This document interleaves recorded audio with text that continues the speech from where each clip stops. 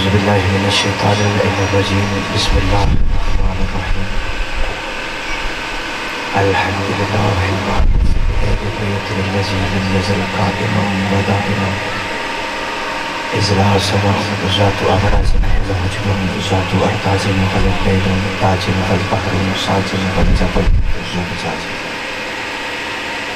والجفن زجاج والعزو ذات بعدن ثم الصلاة والسلام على تحية والإكرام على أشرف الأنبياء والمرسلين صلوات من قبل الخواجة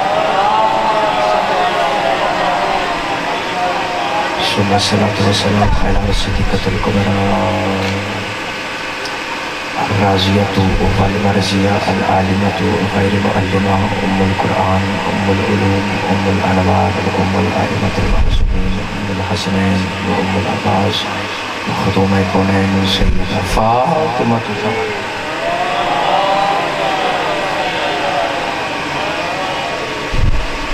أما بعد فقد قال الله تبارك وتعالى في كتابه المجيد وفرقانه الحميد وهو أصدق القائلين وقوله الحق. بسم الله الرحمن الرحيم. يا أيها الرسول بلغ ما أنزل إليك من ربك وإن لم تفعل فما بلغت رسالته والله يعصمك من الناس إن الله لا يهدي القوم الكافرين. صلوات من قبل الناس.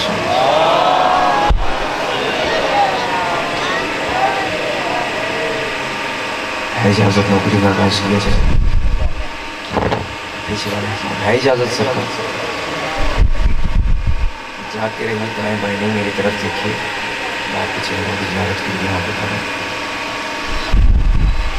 ایک مرتبہ ہوا یوں امیر المومنین علی بن ابی طالب علیہ السلام میرے مرشد علی ایک باغ کا پہرا دے رہے تھے. میری طرف دیکھیے.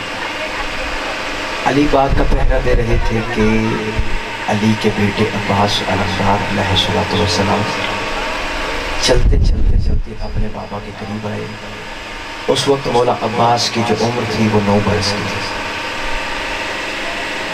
چلتے چلتے بابا کے قریب آئے. بابا کے قریب آ کے کہتے ہیں بابا جان آپ کب سے باغ کا پہرا دے رہے ہیں؟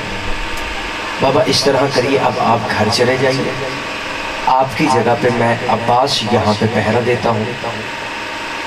گرمی کی شدت اتنی بھی نہیں ہے, موسم ٹھنڈا ہے. ایک طرف دیکھیے بابا آپ کی جگہ میں باغ کا پہرا دیتا ہوں. آپ بابا جان گھر چلے جائیں. اور میں ٹھیک ہے عباس میں گھر چلے جاتا ہوں. لیکن عباس ایک بات کا خیال رہے, جتنی دیر تم نے یہاں پہ پہرا دینا ہے اتنی دیر خیال رکھنا ہے کہ کوئی بھی بندہ باغ کے اندر جانے نہ پائے. جتنی دیر تم یہاں پہ موجود ہو کوئی بھی بندہ باغ کے اندر نہ جائے. عباس مسکرا کے کہتے ہیں بابا جان آپ فکر نہ کریے, میں کرار کا بیٹا ہوں, فرار کا بیٹا نہیں ہوں. میری موجودگی میں تھوڑا تھوڑا ہلتے جلتے رہیے, مجھے پتا رہے زندہ بیٹھے ہیں. بابا جان فکر نہ کریے. راضی آ گئے پہلے میرے مرشد علی چلے گئے گھر کی طرف. ابھی تھوڑی دیر گزری تھی کہ ایک گھوڑے پہ ایک گھوڑا سوار آیا جس کے ہاتھ میں تلوار تھی, بدن پہ زرہ تھی. وہ چلتا چلتا باغ کے دروازے کے قریب پہنچا. یہاں پہ عباس کی نظر اس کے چہرے پہ پڑی.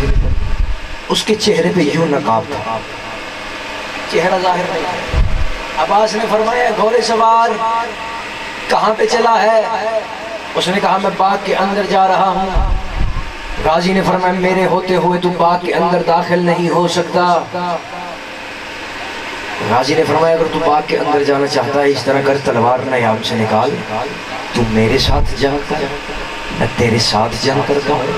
اگر تو نے مجھے ہرا دیا, اگر تو نے مجھے زیر کر دیا, پھر تو باغ کے اندر چلا جا. اس نے تلوار نیام سے باہر نکالی.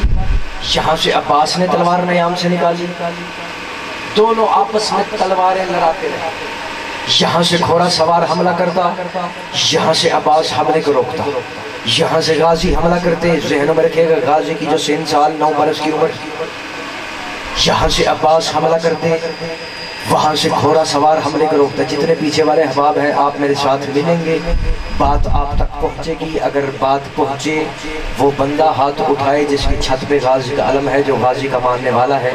میں دیکھوں گا کیسے غازی کا ذکر سن کے اس کا ہاتھ غازی کو سلام کرنے کے لیے نہیں اٹھتا. ابھی یہ وہ موقع تھا کہ جو سپاہی پیشہ لوگ ہوتے تھے، جو جنگ لڑتے تھے، وہ سحر کے وقت اپنے گھروں میں آتے تھے، جب سورج کی کرنیں زمین پر پڑتی تو کھانا کھا کے گھر سے واپس اپنے جنگ میں چلے جاتے، اپنے خیموں میں چلے جاتے کہ اس موقع پہ ایک عورت اپنے گھر سے نکلی آٹا لے کر تندور پہ روٹیاں لگوانے کے لیے اپنے شوہر کے لیے کہ میرا شوہر گھر میں آئے گا پھر روٹی کو کھائے گا۔ وہ کہتی ہے میں چلتے چلتے چلتے اس باغ کے آگے سے گزری کہ میں نے دو جوان آپس میں لڑتے ہوئے دیکھے۔ کہتی ہے وہ ایسے آپس میں تلوار لڑا رہے تھے کہ میں نے اس سے پہلے ایسے تلوار کا انداز نہیں دیکھا تھا، میں نے کبھی کسی کو ایسے لڑتے ہوئے ایسے جنگ کرتے ہوئے نہیں دیکھا تھا۔ وہ کہتی ہے میں لڑائی دیکھ رہی تھی کہ مجھے یاد ہی نہ رہا کہ میں گھر سے کس کام کے لیے آئی ہوں۔ مجھے تب یاد آیا جب سورج کی کرنیں زمین پہ پڑی، میں فوراً سے تندور کی طرف بھاگی، لیکن اس وقت تک تندور بجھ چکے تھے، آگ بجھائی جا چکی تھی، لوگ وہاں سے جا چکے تھے۔ فرماتی میں اسی طرف سے آٹا لے کے گھر پہ پہنچی، بس تمہید تمام ہوئی، اب چہروں پہ میں نظر رکھوں گا کس چہرے پہ نور مودت چھائے گا۔ کہتی ہے میں اپنے گھر میں پہنچی، آگے میرا شوہر بیٹھا تھا، اس نے کہا روٹیاں لگوا کے لے آئی ہو؟ اس نے کہا میں نہیں لگوا سکی، رستے میں کھڑی ہو گئی تھی، جب تندور پہ پہنچی تندور بجھائے جا چکے تھے۔ اتنا سن کے شوہر کو غصہ آیا، میں تو کب سے بھوکا بیٹھا ہوں، ابھی میں نے جنگ پہ جانا ہے، میری زوجہ میری بیگم میری بیوی تو ابھی روٹیاں لگوا کے لے کے نہیں آئی۔ شوہر کو غصہ آیا، شوہر نے تلوار ہاتھ میں لی، تلوار نیام سے نکالی، اس نے اپنی زوجہ پہ حملہ کیا، وہاں پہ زوجہ نے اپنے ہاتھ میں تلوار پکڑی، اس نے شوہر کے وار کو روکا، وہاں سے اس نے حملہ کیا، یہاں سے عورت نے روکا، یہاں سے عورت نے ایسا حملہ کیا کہ شوہر کے ہاتھ سے تلوار پیچھے جا گری۔ وہ حیران ہو کے کہتے ہیں او اللہ کی بندی، آج سے پہلے تو گھر سے باہر نکلی نہیں، تو نے کبھی تلوار کو ہاتھ میں لیا نہیں، اور تجھے کیسے پتا چلا کہ تلوار کس طرح سے چلاتے ہیں، تجھے تلوار چلانا کس نے سکھائی؟ وہ کہتی ہے میں ایک باغ کے آگے سے گزر رہی تھی، دو جوان لڑ رہے تھے، ان کا لڑنے کا انداز ایسا تھا، میں دیکھتی رہی ان کے وار ان کے حملے دیکھتی رہی، بس دیکھ کر ہی مجھے تلوار چلانے کا طریقہ آ گیا، مجھے پتا چل گیا کہ حملہ کیسے کیا جاتا ہے۔ اتنا کہنا تھا، اس نے کہا مجھے بھی لے چل، وہ کون سے جوان ہیں، وہ کس طرح سے کس انداز سے جنگ کر رہے ہیں۔ یہ چلتے چلتی باغ کے باہر پہنچی، اس کی شوہر کی نظریں پڑی، ابھی تک وہ دونوں جوان آپس میں لڑ رہے تھے، اب میں وہ بندہ دیکھوں گا جس کے دل میں غازی کی محبت ہے، وہ غازی کو کیسے ہاتھ اٹھا کے سلام نہیں کرتا۔ ابھی تک وہ دونوں جوان لڑ رہے تھے کہ اچانک اذان کا وقت قریب آیا، اس گھوڑے سوار کے کانوں میں اذان گونجی، اس نے فوراً اپنے چہرے سے نقاب ہٹایا، نقاب ہٹا کے کہتے غازی رک جاؤ، مجھے پہچانو میں تمہارا بابا علی ہوں۔ جو ہاتھ اٹھ گیا سیدہ کسی کا مقام، مل کے دونوں ہاتھ اٹھاؤ، حیدری، اس طرح سے جا کے غازی مجھے پہچانو میں تمہارا بابا علی۔ جملہ کہنے لگا ہوں عباس کی فضیلت کا، غازی مجھے پہچان، دونوں جنگ لڑ رہے تھے باپ اور بیٹا، لیکن نہ علی غازی کو زیر کر پا رہے تھے نہ غازی علی کو زیر کر پا رہے تھے۔ اب جملہ کہنے لگا ہوں عباس 9 برس کے تھے اور جنگ کے میدان میں اللہ کا شیر علی بھی جسے زیر نہ کر سکے اس بہادر کو عباس کہتے ہیں۔ علی بھی جسے نہ ہرا سکے، غازی نے ایسا عشق کیا حسین سے، غازی نے ایسی وفا کی ہے حسین سے کہ کربلا کے میدان میں آج جو دن ہے عاشورہ کا دن، غازی نے اپنے دونوں بازو حسین کے عشق میں پروردگار کے عشق میں کٹوا دی۔ اب میں وہ بندہ دیکھوں گا جو ابھی تک ہاتھ نہیں اٹھا سکا، اب بھی وہ ہاتھ نہ اٹھا سکا، پھر اس کے اپنے مقدر کی بات ہے، وہ اپنے جرم کی معافی عباس علمدار سے مانگے۔ غازی نے کربلا کے میدان میں مصائب نہیں فضائل پڑھنے، غازی نے کربلا کے بھائی آواز تھوڑی سی کھولی، غازی نے کربلا کے میدان میں اپنے دونوں بازو کٹوائے، غازی جو ہی گھوڑے کی زین سے زمین پہ آئے، یہاں غازی گھوڑے کی زین سے زمین پہ آئے تھے کہ عرش سے پروردگار کی آواز آئی، اے عباس علمدار، تو نے میرے دین کی خاطر میرے عشق میں میری محبت میں تو نے کربلا میں عاشورہ کے دن اپنے دونوں بازو 10 محرم کو کٹوائے ہیں۔ آج میں اللہ ہو کے تجھ سے وعدہ کرتا ہوں، آج میں پروردگار تجھ سے عہد کرتا ہوں، غازی قیامت تک کے لیے پورے عالم اسلام سے اتنی مجھ اللہ کے نام کی مسجدیں نہیں ہوں گی جتنے عباس کے نام کے علماء ہوں گے. اتنی مجھ پروردگار کے نام کی مساجد نہیں ہوں جتنے عباس کے نام کے. آپ نے میرا خیال ہے نعرے کا رواج کوئی نہیں ہے. آخری حلالی تک دونوں ہاتھ اٹھاؤ. حیدری. جا کے بیٹھیے پلیز, اتنی گرمی نہیں. غازی نے اتنی وفا کی کہ وفا کی حد ہی کر دی. ساری زندگی حسین سے. حسین اشارہ کرے تو نوکر عباس, حسین بلائے تو نوکر عباس, حسین پانی مانگے تو لائے عباس, حسین گھوڑے پہ بیٹھے تو لجام کو تھامے عباس, حسین مسجد میں جائے تو پیچھے پیچھے عباس, حسین مسجد سے آئے تو پیچھے پیچھے عباس. اتنی وفا کی ہے غازی نے حسین سے کہ حسین کے پروردگار کے عشق میں دونوں بازو قلم کروائے. پروردگار نے کہا کوئی ہے جو مجھ سے عشق کرے. 1.25 لاکھ نبیوں میں سے اکیلا حسین بولا پروردگار میں تجھ سے عشق کروں گا. تھوڑا سا جا دوں گا یہ والا پلا, یہاں سے مولا تھوڑا سا. پروردگار میں تجھ سے عشق کروں گا, یہ پروردگار کی حسرت ہے کہ کوئی مجھ سے عشق کرے. پھر 10 محرم کو کربلا کے میدان میں بھائی جان کام پہ دیکھتے میری طرف سے, آپ سے مائنڈ نہ کیجیے گا, میری طرف سے 10 محرم یہاں پہ دیکھیں میری طرف, دائیں بائیں نہ دیکھیں. 10 محرم کو کربلا کے میدان میں حسین نے ایسا عشق کیا پروردگار سے کہ سارا دن پروردگار کے عشق میں لٹاتا رہا. عشق میں ہمیشہ قربانی دی جاتی ہے. حسین نے 10 محرم کو کہا پروردگار تو نے کہا تھا کون مجھ سے عشق کرے, اب میں بتاتا ہوں میں تجھ سے عشق کرتا ہوں. سارا دن حسین پروردگار کے عشق میں لٹاتا رہا. اے پروردگار یہ بھی لے, یہ بھی لے, یہ بھی لے, اکبر بھی لے, قاسم بھی لے, عون بھی لے, محمد بھی لے. سارا دن پروردگار کے عشق میں لٹا لٹا کر پروردگار کے عشق میں حسین آ گیا کربلا کے ٹیلے پہ. حسین یہاں کربلا کے ٹیلے پہ آ کے بیٹھا تھا. ابھی حسین کربلا کے ٹیلے پہ آئے تھے کہ حسین نے نظریں کی عرش کی طرف. عرش کی طرف نظریں کر کے حسین نے کہا پروردگار تو نے کہا تھا کون مجھ سے عشق کرے, اور میں نے تیرے عشق میں اپنا سب کچھ لٹا دیا ہے. پروردگار تو بھی واحد ہے, میں بھی واحد ہوں, تیرے جیسا بھی کوئی نہیں, میرے جیسا بھی کوئی نہیں, تیرا شریک بھی کوئی نہیں, میرا شریک بھی کوئی نہیں.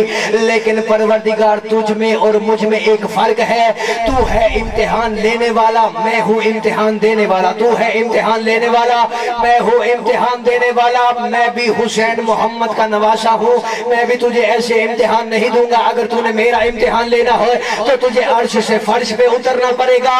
پھر 10 محرم کو 61 ہجری کو نور توحید کربلا میں اتر آیا. جس بندے کو شک ہے میں دلیل دیتا ہوں, مکہ مکرمہ ہے, مدینہ منورہ ہے, اور جہاں پہ اللہ اترا ہو اسے مولا کہتے ہیں. اور پوری کائنات میں صرف 2 ہی مولا ہے, ایک عرش مولا ہے, ایک کربلا مولا.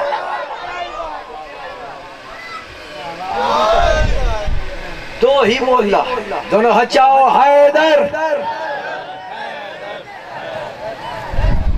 صرف 2 ہی مولا, ایک عرش مولا. کیونکہ قانون پروردگار نے بنایا تھا کہ ملنے کے لیے ہمیشہ محبوب آتا ہے. وہ حسین کا محبوب تھا, اسے حسین سے ملنے کے لیے کربلا میں اترنا پڑا. تاریخ میں 2 معراجیں ہوئی. ایک معراج ہے محمد کی, ایک معراج ہے حسین. ایک نانے جاگنا نیازم, ایک نانے کی معراج ہے, ایک نواسے کی معراج ہے. ایک نانے کی معراج, ایک نواسے کی معراج. کیونکہ قانون پروردگار نے بنایا تھا کہ ملنے کے لیے ہمیشہ محبوب آتا ہے. تاریخ میں 2 معراجیں ہوئی ہیں, ایک نانے کو ہوئی ہے, ایک نواسے کو ہوئی ہے. قانون اس نے خود بنایا تھا کہ ملنے کے لیے ہمیشہ محبوب آتا ہے. محمد اس کا محبوب تھا, اسے ملنے کے لیے وہاں پہ جانا پڑا. وہ حسین کا محبوب تھا, اسے ملنے کے لیے کربلا میں اترنا پڑا.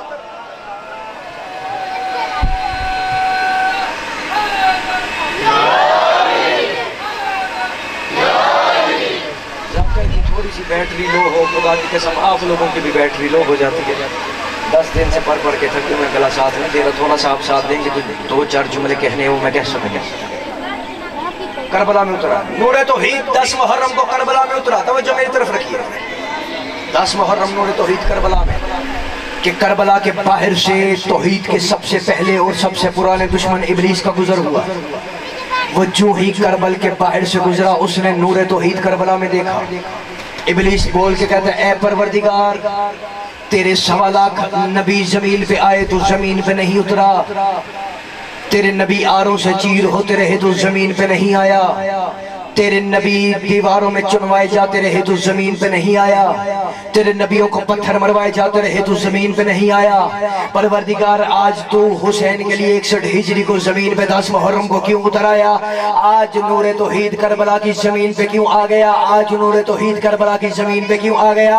परवरदिगार ने कहा, ऐ इब्लीस तुझे याद है जब मैंने तुझे अपनी बारगाह से निकाला था, तूने मुझसे, तवज्जो मेरी तरफ रखिएगा, तूने मुझसे कहा था कि मैं तेरी इंसानियत को बर्बाद करूंगा। मैंने तुझसे कहा था कि तू मेरा कुछ नहीं बिगाड़ सकता, तू मेरा कुछ नहीं बिगाड़ सकता, मुझे उठा हुआ चाहिए, तू मेरा कुछ नहीं बिगाड़ सकता। हाँ मुझे याद है मैंने कहा था। परवरदिगार ने फरमाया, ऐ इब्लीस मैंने वो तुझसे सिर्फ हुसैन के भरोसे पे कहा था, मैंने तुझसे सिर्फ हुसैन के भरोसे पे कहा था। और बंदे भरोसा करते हैं अल्लाह पे, जमीनें खरीदो अल्लाह के भरोसे, बड़े बड़े घर बनाओ अल्लाह के भरोसे, औलाद मांगो अल्लाह के भरोसे।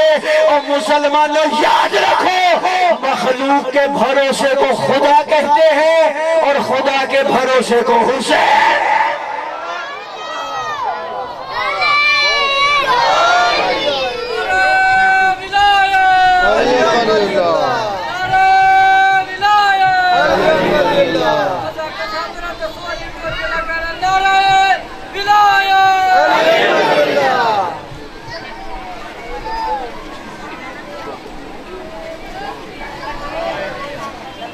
विलायत के नारे की पूरी कौम को जरूरत है, इस पे सारी थक गए हो। दोनों हाथ उठाओ, नारे विलायत। इस तरह से सबूत दीजिए, क्योंकि करबला में जंग मोहम्मद रसूलुल्लाह की नहीं, फकत अली वलीउल्लाह की थी। तो अगर आज आशूर के दिन भी, आशूरा के दिन भी इस तरह बैठे हैं तो फिर आपके यहाँ पे आने का मकसद पूरा नहीं होगा। तवज्जो मेरी तरफ रखिए, बंदे भरोसा करते हैं अल्लाह पे, जमीनें खरीदो अल्लाह के भरोसे, बड़े बड़े घर बनाओ अल्लाह के भरोसे, सब कुछ अल्लाह के भरोसे। लेकिन परवरदिगार को भरोसा था हुसैन, कि हुसैन मेरे दीन को बचाएगा। मोहम्मद को यकीन था हुसैन पे, हुसैन मेरे दीन को बचाएगा। आज बंदे इतराज करते हैं, जिसे घर से 2 वक्त की रोटी नहीं मिलती वो भी इतराज करता है जी शियों ने खुद हुसैन को मारा है। अब ये खुद ही मातम करते हैं, खुद ही रोते हैं, खुद ही पीटते हैं। हम कोई शिया पागल नहीं कि अपनी माएं बहनें बेटियां लेके घरों का आराम सुकून छोड़ के यहाँ पे आ गए। जिस शियों ने हुसैन को मारा, शिया खुद ही रोते हैं, खुद ही मातम करते हैं, खुद ही पीटते हैं। इल्जाम लगाने से कभी मजहब साबित नहीं होता। अगर तेरी यही जिद है कि शियों ने मारा है तो आओ फैसला कर लेते हैं। आज पसरूर में खड़े होके कि शियों का कातिल, शियों ने हुसैन को कत्ल किया है, या शियों का हुसैन का कातिल तुम्हारे बुजुर्गों में से था, या हुसैन का कातिल हमारे बुजुर्ग। तलाश तो कातिल को करना है, पता कर लेते हैं कि कातिल कौन है, कातिल तुम में से है या कातिल हम में से है। इल्जाम लगाने से कभी कातिल बेनकाब नहीं होते, इल्जाम लगाने से कभी मुजरिम बेनकाब नहीं होते। आओ पसरूर में मिंबर पे खड़े होकर पूरे पिंडाल की मौजूदगी में, वीडियो कैमरे की मौजूदगी में पता कर लेते हैं कातिल हमारे बुजुर्गों में से था या फिर कातिल तुम्हारे बुजुर्गों में से था। इल्जाम लगाने से कातिल का पता नहीं चलेगा। मैं मिंबर पे आ जाता हूँ, मैं तेरे मजहब की किताबें ले आता हूँ, तू मेरे मजहब की किताबें ले आ। किताबें रखते हैं मिंबर पे, मैं भी मिंबर पे आ जाता हूँ, तू भी मिंबर पे आ जा। एक तरफ मैं खड़ा होता हूँ, एक तरफ तू खड़ा हो, और पूरे पिंडाल की मौजूदगी में, लाइव वीडियो कैमरे की मौजूदगी में अभी फैसला कर लेते हैं कि हुसैन का कातिल हमारे बुजुर्गों में से था या तुम्हारे। ना हमें ज़हनी अजियत दो, ना अपना आराम सुकून खराब करो।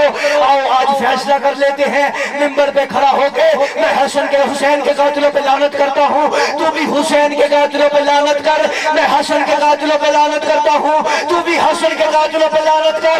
मैं अली के कातिलों पे लानत करता हूँ, तू भी अली के कातिलों पे लानत कर। और मैं मोहम्मद के قاتلوں پہ لعنت کرتا ہوں، تو بھی محمد کو زہر دینے والوں پہ لعنت کر۔ آج پورے پنڈال کی موجودگی میں 10 محرم والے دن دیکھتے ہیں کہ لعنت کرتے ہوئے اگر میرا چہرہ اتر گیا تو قاتل ہمارے بزرگوں میں سے تھا، اگر تیرا اتر گیا پھر کس کے بزرگ؟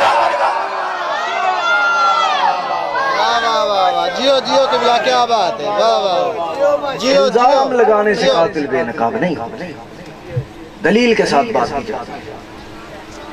الزام تو کوئی کسی پہ بھی لگاتا ہے، آپ یہ کرتے ہیں، آپ وہ کرتے ہیں، آپ وہ کرتے ہیں۔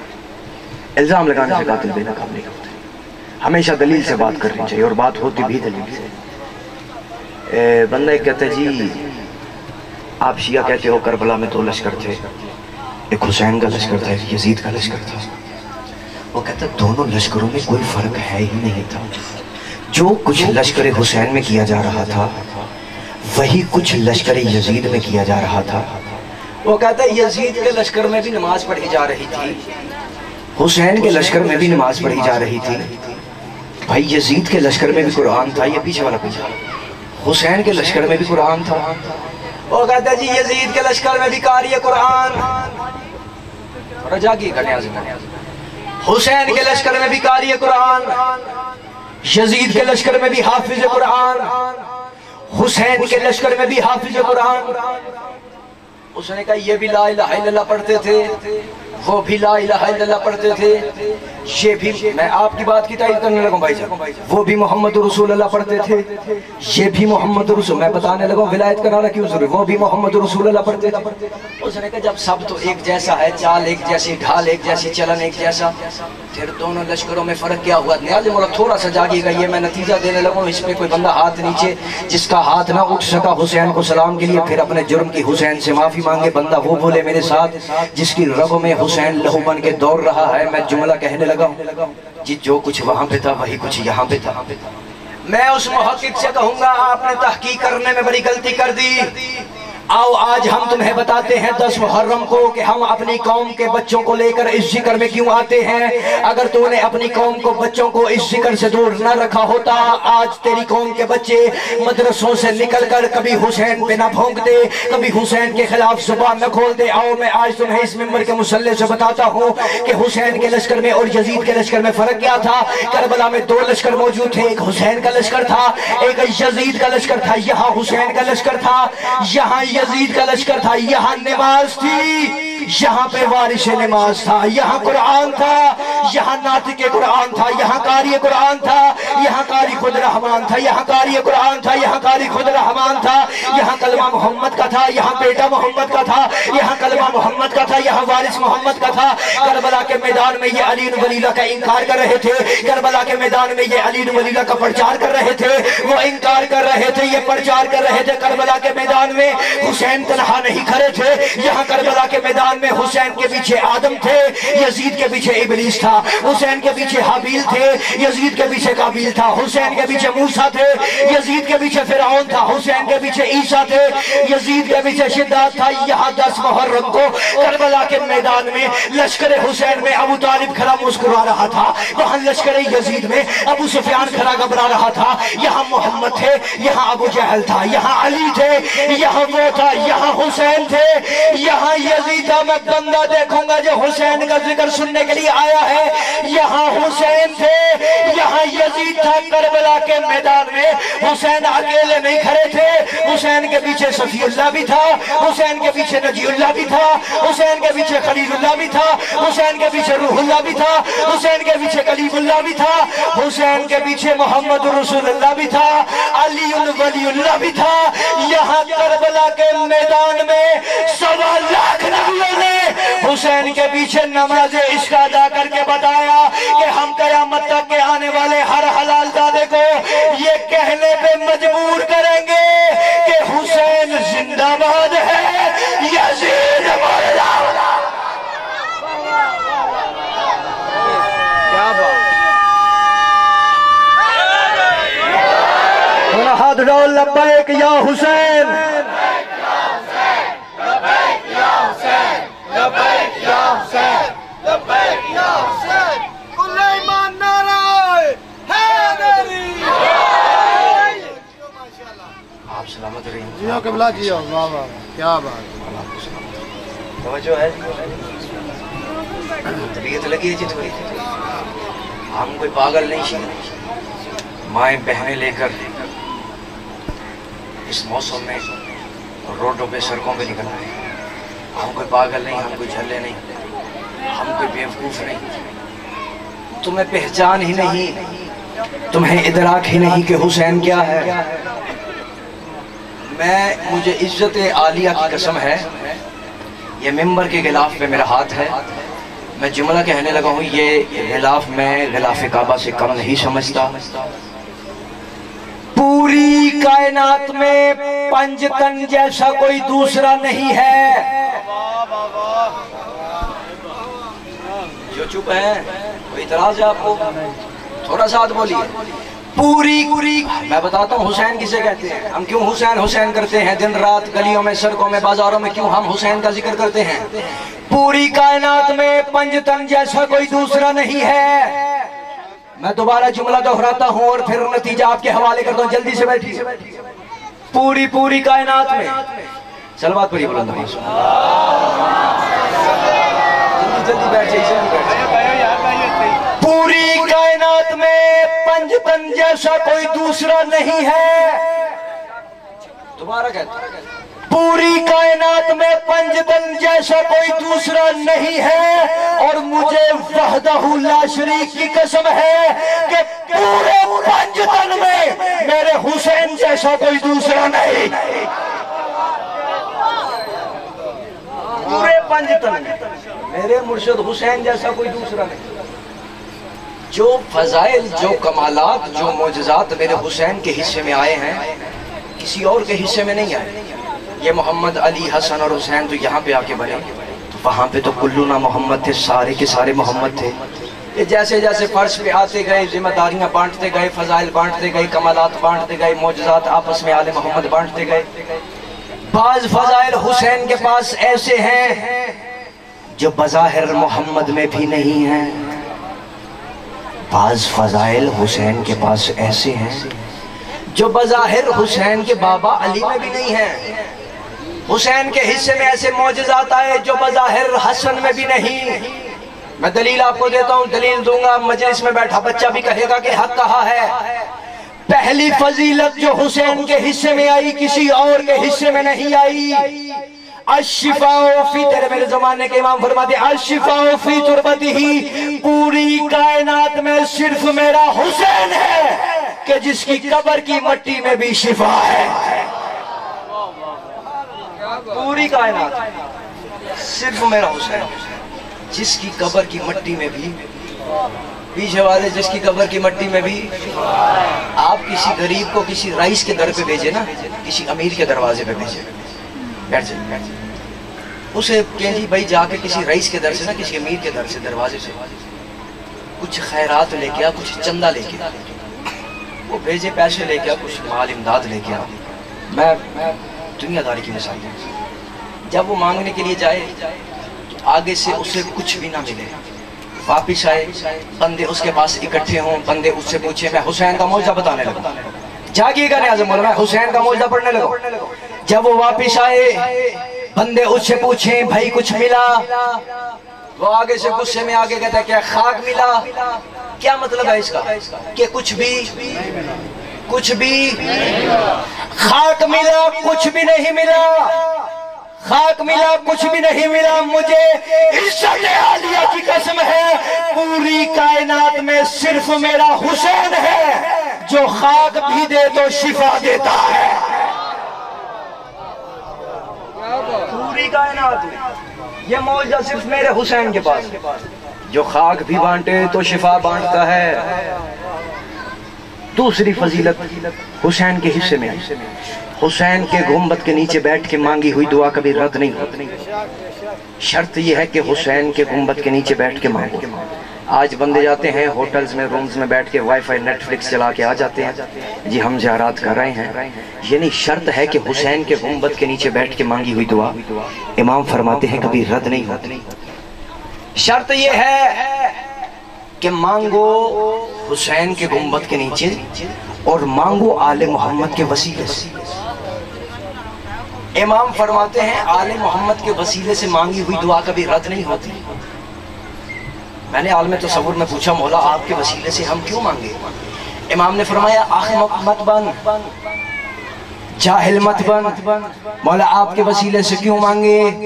امام نے فرمایا جب آدم کی توبہ قبول ہوئی تب بھی وسیلہ ہم تھے، جب نوح کی کشتی پار لگی تب بھی وسیلہ ہم تھے، جب ابراہیم زندہ آگ سے نکل آیا تب بھی وسیلہ ہم تھے، جب یوسف کے کرتے سے یعقوب کو آنکھیں ملی تب بھی وسیلہ ہم تھے، جب یوسف زندہ کنویں سے باہر نکل آیا تب بھی وسیلہ ہم تھے۔ امام فرماتے ہیں جب اسماعیل کی جگہ دمبا آ گیا تب بھی وسیلہ ہم تھے۔ امام فرماتے ہیں اگر موسیٰ کا عصا دریا میں رستہ بناتا تھا تب بھی وسیلہ ہم تھے، اگر عیسیٰ ٹھوکر سے مردے زندہ کرتا تھا تب بھی وسیلہ ہم تھے۔ امام فرماتے ہیں اگر اللہ کا کعبہ قبلہ بنا ہے تب بھی وسیلہ ہم ہیں، اگر آج پورا عالم اسلام کعبے کو جھکتا ہے تب بھی وسیلہ ہم ہیں۔ امام فرماتے ہیں بدر میں فتح ہوئی تو وسیلہ ہم تھے، احد میں اسلام کا پرچم لہرایا وسیلہ ہم تھے، خندق میں عمر ابن عبد ود واصل جہنم ہوا وسیلہ ہم تھے، خیبر میں مرحب کے 2 ٹکڑے ہوئے وسیلہ ہم تھے۔ امام فرماتے ہیں مسلمانوں یاد رکھو اگر غدیر کے مقام پہ محمد کی رسالت بچی ہے تو وسیلہ ہم تھے، محمد کے دشمن حارس پہ عذاب آیا ہے تو وسیلہ ہم تھے۔ امام فرماتے ہیں مسلمانوں شیعو یاد رکھو ہمارا ہر چاہنے والا قبر کی پہلی رات مسکراتا رہے گا وسیلہ ہم ہوں گے، روز حشر مطمئن رہے گا وسیلہ ہم ہوں گے۔ امام فرماتے ہیں ہمارا ہر چاہنے والا روز حشر مسکراتا ہوا جنت میں جائے گا تب بھی وسیلہ ہم ہوں گے، ہمارا ہر منکر جہنم میں تڑپتا رہے گا تب بھی وسیلہ۔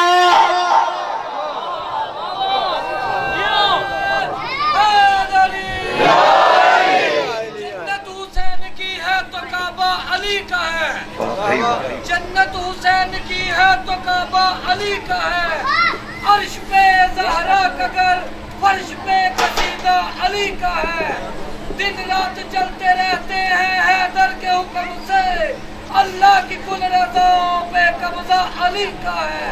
نعرہ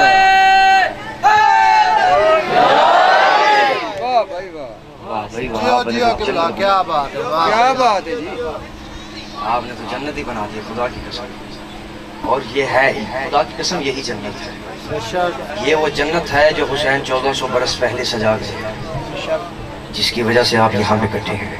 ہماری جنت وہ نہیں ہے جہاں پہ 70 حوریں ملتی ہیں،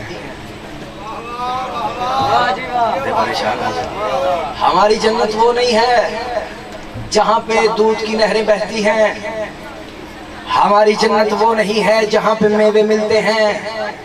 ہم نے کبھی اس لالچ میں آل محمد کو مانا ہی نہیں، یہ تو تم نے اپنی قوم کو لارے میں لگا کے رکھا ہے، ٹرک کی پتی کے پیچھے لگا کے رکھا ہے کہ جی جنت میں جاؤ گے تو 70 حوریں ملیں گی، دودھ کی نہریں بہیں گی، شہد کی نہریں ہوں گی، میوے ملیں گے، پھل ملیں گے۔ خدا کی قسم وہ پورا رمضان کا مہینہ اسی لالچ میں سجدے سے سر ہی نہیں اٹھاتے کہ ہمیں جنت مل جائے گی، 70 حوریں ملیں گی، دودھ کی نہریں ملیں گی، شہد کی نہریں بہیں گی۔ یہ ممبر کے غلاف پہ میرا ہاتھ ہے، ہماری یہ بچے بیٹھے ہیں میری قوم پہ، ہماری قوم کے کسی بچے کو بھی اٹھا کے پوچھو اس کے تصور میں بھی نہیں ہے کہ جنت میں 70 حوریں ملیں گی، دودھ کی نہریں ہوں گی، شہد کی نہریں ہوں گی، اور تم تو اس لالچ میں سجدے سے سر اٹھاتے ہی نہیں ہو کہ ہم جنت میں جائیں گے تو 70 حوریں، دودھ کی نہریں، شہد کی نہریں، میوے ملیں گے۔ ہم نے اس لالچ میں آل محمد کو مانا ہی نہیں ہے۔ مجھے عزت عالیہ کی قسم ہے ہماری قوم کے بچے کو بھی اٹھاؤ، اس کے بھی ذہن میں یہ تصور نہیں ہے کہ جنت میں 70 حوریں ملیں گی۔ کیوں؟ کیونکہ ہماری مائیں ہمیں بچپن میں ہی گود میں بٹھا کے نعت علی پڑھ کے دودھ پلا کے بس اتنا بتاتی ہے کہ بیٹا یاد رکھنا حسنین جنت کے سردار ہے۔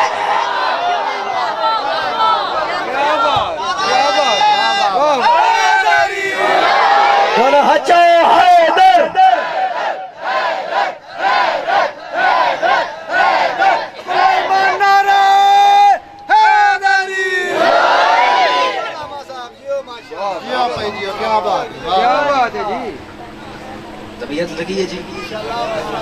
فضائل میں اپنے حصے کا پڑھ چکا. عاشورہ کا دن ہے کہ ایک جملہ مصائب کا ہے اور اجازت چاہتا ہوں. صرف اور صرف غازی کا حسین سے ملنا پڑا آخری موقع. کوشش کرنا. یہ وہ دن ہے کہ ذاکر خطیب کی تو ویسے ضرورت ہی نہیں. بس تصور کر لو کہ بیٹوں، بھتیجوں اور بھانجوں کی لاش میں اس وقت حسین تنہا کھڑا ہے. تصور ہی کر لو تو آنکھ میں آنسو آ جائے. غازی کی آخری ملاقات حسین سے. عالیہ سے مل کے خیمے سے نکل کے حسین کی طرف چلا جہاں حسین ٹیلے پہ بیٹھے تھے. غازی قریب پہنچا. مولا عالیہ سے اجازت لے آیا. مولا مجھے بھی اجازت دیجئے. حسین رو کے کہتے ہیں عباس میں تجھے کس طرح سے اجازت دوں؟ غازی تو میری فوج کا سپاہی سالار ہے. غازی رو کے ایک طرف دائیں دیکھا بائیں دیکھا, رو کے کہتے ہیں مولا کون سی فوج جس کا میں سپاہی سالار ہوں, اور میرے سارے لائق شاگرد تو تیری آنکھوں کے سامنے مارے گا. یا سیدہ یا سیدہ تشریف رکھی جلدی سے. کوشش کرنا ہر بندہ اپنے سینے پہ ہاتھ مارے. مولا کون سی فوج جس کا میں سپاہی سالار, میرے سارے لائق شاگرد تو تیری آنکھوں کے سامنے مارے گئے. مولا مجھے اجازت دے میدان میں جانے کی. حسین نے کہا ٹھیک ہے اب عباس میں اجازت دیتا ہوں. حسین کے گھٹنے آئے کربل کی ریت پہ, تپتی ہوئی ریت پہ تنہا حسین. حسین کے کرتے پہ اکبر کا لہو, حسین کے کرتے پہ قاسم کے گوشت کے ٹکڑے, اصغر کا لہو. یہاں پہ حسین گھٹنوں کے بل چلتے چلتے عباس کے قریب آئے. حسین نے عباس کی تلوار نیام سے باہر کھینچی. حسین نے کہا غازی اب چلا جا میدان میں. غازی رو کے کہتا مولا مجھے تلوار تو واپس کر, مولا تلوار تو میرے ہاتھ میں دے. حسین رو کے کہتا نا عباس میں تجھے تلوار نہیں دوں گا, اور ہمیں تو نانے کا دین بچانا ہے, ہمیں کوئی جنگ لڑنی ہے نا. غازی میں تجھے تلوار نہیں دوں گا. غازی رو کے کہتا مولا مجھے ایک مرتبہ تلوار دے, مولا مجھے تیری عزت کی قسم ہے اور میں تلوار نہیں چلاؤں گا. حسین روتا روتا عباس کے قریب آیا, یہ دونوں ہاتھوں پہ تلوار اٹھائی, غازی کے سامنے تلوار کی. غازی کے ہاتھ میں تلوار تھما کے حسین رو کے کہتے ہیں عباس یہ تلوار ہے تیرے ہاتھ میں, اور تو چلا جا جنگ لڑنے کے لیے, اور تو نے 9 لاکھ کو جتنا مارنا ہے اتنا مار, اور تو نے جتنا ہر بندہ سینے پہ ہاتھ مارے, اور تو نے جتنا دوڑانا ہے اتنا دوڑا, جتنا بھگانا ہے اتنا بھگا. لیکن عباس ایک بات یاد رکھ, اور جتنا تو نے آج انہیں مارنا ہے اتنا انہوں نے زینب کو اور شام کے بازار میں, اور جتنا تو نے انہیں بھگانا ہے اتنا انہوں نے میری 4 سال کی سکینہ کو, اور کبھی اونٹوں کے آگے اور کبھی گھوڑوں